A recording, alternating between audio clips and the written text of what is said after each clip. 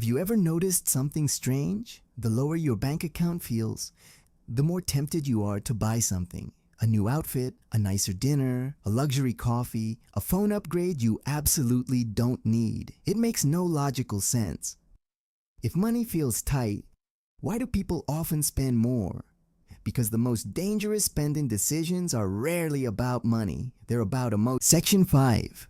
Status pressure and social survival. Humans are tribal. We evolved to care deeply about status. In modern life, money became a shortcut for visible status. The right sneakers, the luxury gym membership, the premium phone, bottle service. A watch that silently says, "I'm doing well." When people feel financially insecure, they often spend more to hide that insecurity because looking poor feels socially dangerous, especially in cities, corporate culture, friend groups, dating. So people buy symbols, not because they love the object, because they fear the judgment attached to not having it. This is why someone can feel broke and still finance a luxury car. The payment hurts less than the shame, at least emotionally. For now. Section 6. Emotional money. Decisions happen. Fast, most bad spending decisions happen in emotional states. Own stress, loneliness, boredom, envy, insecurity, celebration, sadness. Money decisions made in emotion rarely survive logic. A rough week at work turns into, "I deserve this." A breakup turns into, "I need a fresh start." A promotion becomes, "I should reward myself." The brain turns emotion into justification, and because digital payments are frictionless, the decision happens before reflection. Tap, buy, done.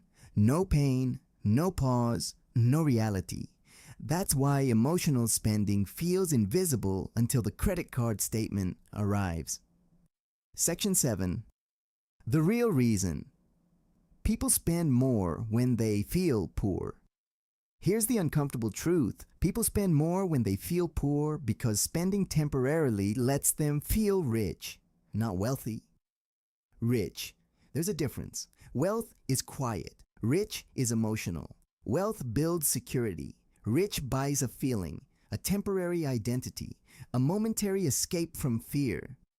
The hidden behavior is this: spending becomes a way to protect self-image. That's why logic alone doesn't fix overspending. Budgets fail when emotions stay untreated, because the real purchase was never the shoes. It was certainty, comfort, validation, status, escape. Section 8.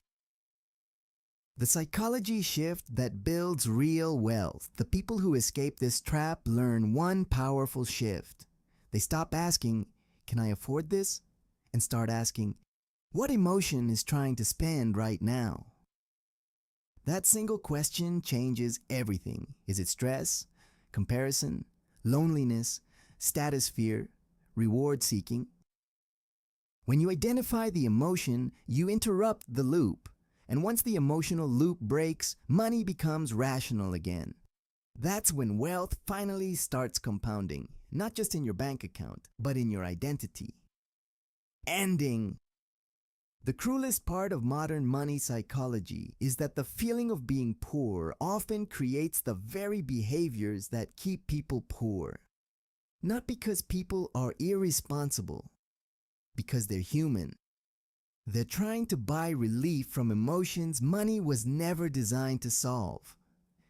And the moment you understand that, you stop fighting your wallet and start understanding your mind, because the biggest wealth upgrade isn't a raise, it's emotional awareness.